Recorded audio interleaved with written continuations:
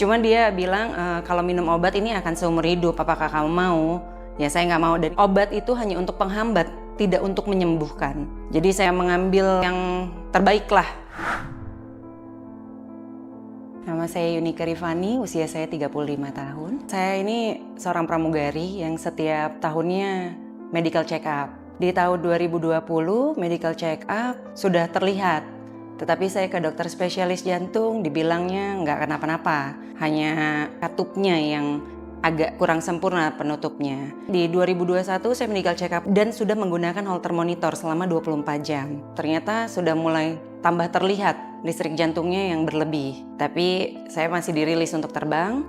Kemudian di tahun 2022 ini ternyata listrik jantung saya jadi 27%, lebih tinggi lagi. Dan saya nggak dirilis terbang dan dinyatakan oleh dokter di Balai Kesehatan Penerbangan untuk diablasi, seperti itu. Saya didiagnosanya aritmia PVC. Jalannya sih cuman kayak kalau lagi kelelahan, sakit di dada aja. Cuman kayak capek, kayak kita habis lari, ngos-ngosan, sama kalau lagi stres.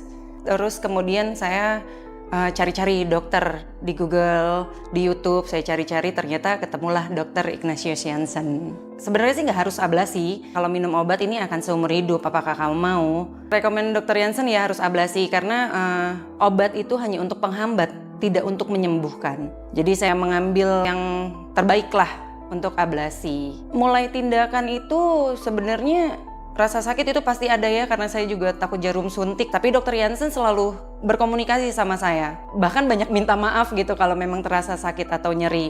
Waktu dimasukin untuk kateter itu ya lumayan sakit sekali. Walaupun saya sudah dibius lokal, cuman masih bisa ditahan sih.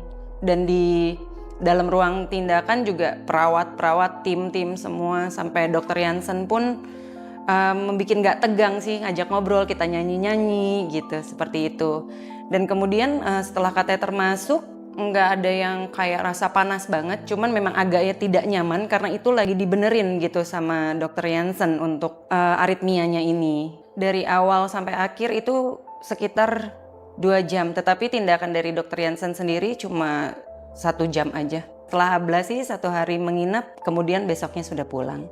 Waktu itu kan pas masih aritmia agak ada tekanan di dada. Ada, nggak sesak sih, cuman ada tekanan. Tapi setelah diablasi langsung merasa kayak plong aja di dada. Itu benar-benar nyaman dan nafasnya juga lebih enak.